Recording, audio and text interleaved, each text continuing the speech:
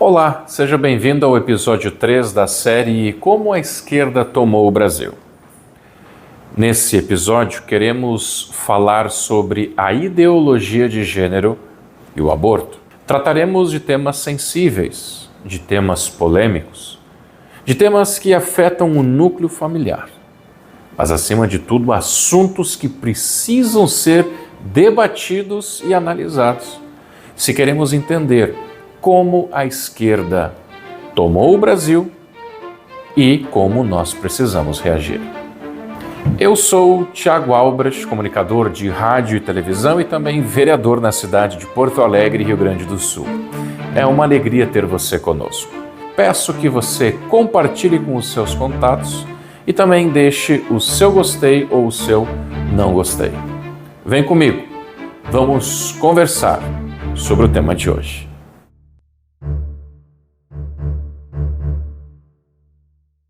Para compreender a estratégia por detrás do plano da esquerda de tomar o Brasil, nós precisamos começar com um assunto muito importante, com um conceito interessante que vem sendo aplicado paulatinamente há décadas, não só no Brasil, mas ao redor do mundo. Chama-se janela de Overton. A janela de Overton representa o grau de aceitabilidade de uma ideia ou opinião na sociedade e como podemos manobrá-la para alterar o seu grau. Portanto, algo que não era aceito, não era permitido, paulatinamente, através da janela de Overton, vai se tornando mais palatável, vai se tornando mais agradável, até que seja aceito pela sociedade. No Brasil, 70% dos brasileiros são contra a legalização do aborto, conforme pesquisa do Instituto de Pesquisas IPEC.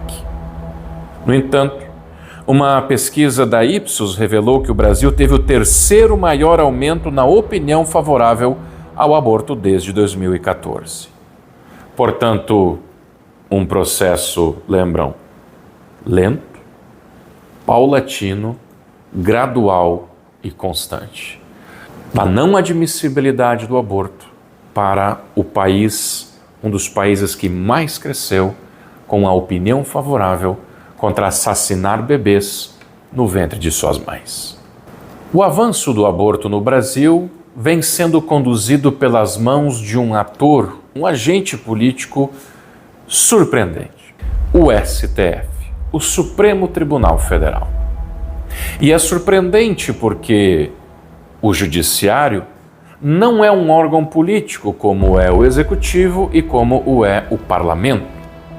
O STF, teoricamente, é um instrumento técnico e só pode ser provocado pela sociedade, nunca agindo de modo próprio. Consciente de que o parlamento, representante do povo brasileiro, não se comprometerá em votar uma questão tão delicada, a Suprema Corte tem agido por meio do ativismo judicial, proferindo decisões que passam por cima do poder legislativo. Em 2004, por exemplo, o então ministro da Suprema Corte, Joaquim Barbosa, concedeu um habeas corpus para uma mulher que havia praticado o aborto de seu filho anencéfalo. 8 anos depois, surge a ADPF 54, que tornou constitucional o assassinato de bebês com anencefalia em todos os casos. Em 2016, o ministro Barroso concedeu o habeas corpus 1224-306, permitindo que uma mulher realizasse um aborto com 3 meses de gestação. Em 2023, a ministra Rosa Weber colocou em votação a ADPF 442, buscando tornar constitucional a legalização do aborto até 3 meses de gestação. O julgamento foi suspeito, mas a ministra fez questão de registrar o seu voto favorável. Repetindo, a ministra deixou o voto favorável para que se possa matar bebês na barriga das mulheres até 3 meses de gestação. Observe que o STF tem seguido um padrão consistente. Primeiro, legaliza em um caso específico por meio do habeas corpus. Mais tarde, julga uma DPF, ampliando a permissão para todos os casos. E, se a janela de Overton for então concluída com sucesso pelo Judiciário, em breve o Brasil irá legalizar o aborto. Ideologia de gênero. A ideologia de gênero, em resumo, acredita que ninguém nasce homem ou mulher, mas que virá a se identificar, a se descobrir por um desses dois gêneros ou dezenas de outros que foram criados pelas doutrinas sociais e contemporâneas. A ideologia de gênero diz que cada indivíduo deve construir sua própria identidade, isto é, seu gênero ao longo da vida. Homem e mulher, portanto, seriam apenas papéis sociais flexíveis. Aliado a isso, a sexualização de crianças e adolescentes tem sido cada vez mais comum.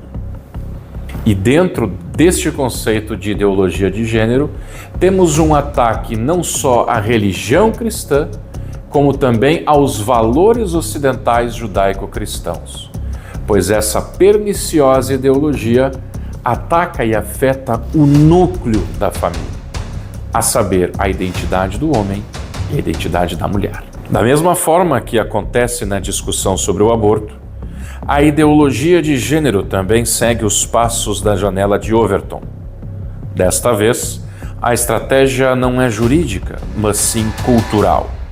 Novelas, séries e até desenhos infantis que os meus filhos e os seus filhos assistem ou podem vir a assistir, ali estará embutida a ideologia de gênero. E cada vez mais é o efeito pegadinha, é o efeito cavalo de Troia. Está lá você assistindo um filme com seu filho, com seu marido, sua esposa, seus netos, e de repente, mais do que de repente, sorrateiramente, vem a ideologia de gênero para normalizar uma doutrina que não é científica, uma doutrina que é social e política.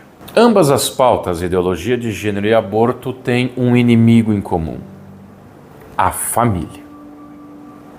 Ambas as pautas, ambas as doutrinas sociais e políticas atacam o papel do homem como homem de família, como pai de família, como filho. Atacam a mulher, o papel da mulher como mãe de família, como mãe, que muitos dizem ser uma escravidão imposta por uma cultura. Além disso, essas ideologias sociais, elas querem revolucionar a constituição familiar, confundindo assim a cabeça das próprias crianças, que não crescerão com um norte, que não crescerão com uma referência nem de pai nem de mãe e nem de família.